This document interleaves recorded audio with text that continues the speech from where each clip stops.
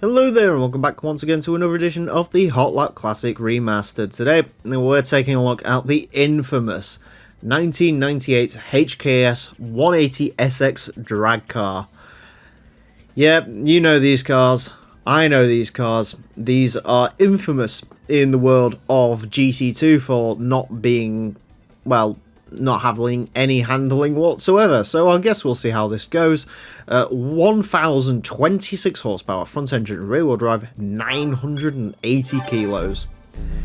It is going to get 6 horrendous laps of the Motorsports land tracks at the best time it possibly can. Our current leader is the Daihatsu Storia Rally car, a 28.410. This is obviously not likely to beat that.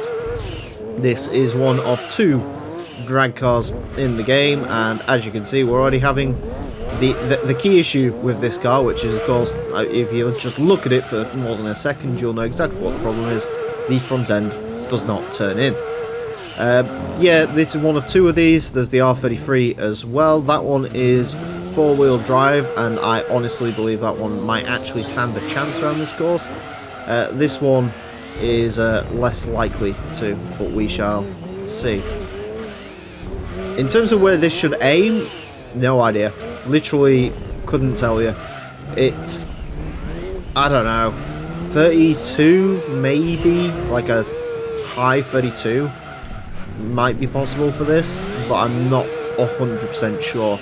It actually, to be fair to it, it doesn't handle like horrendously. It's just the problem is if you make a mistake, you're like going off into the shadow realm, and there's not really much you can do about it.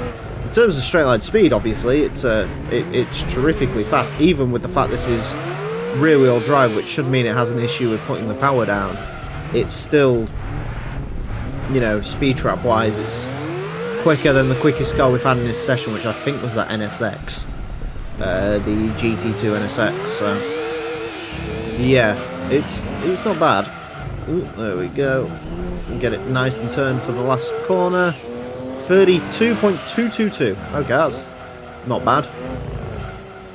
It isn't dead last. I think some people would assume this would go right to the bottom, and it can't because it's got it's got super soft tires.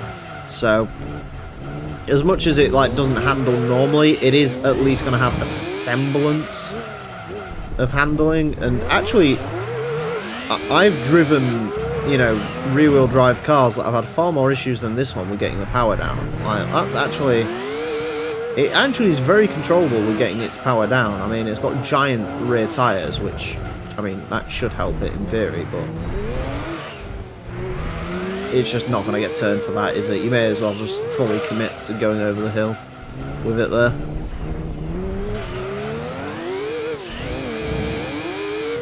I don't even know if there is more time in this or not. I don't, like I say, I genuinely just don't know where a car like this is going to end up.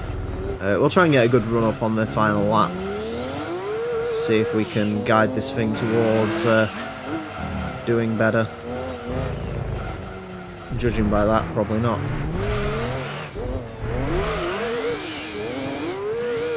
Being in second gear is terrifying with the amount of power this is making.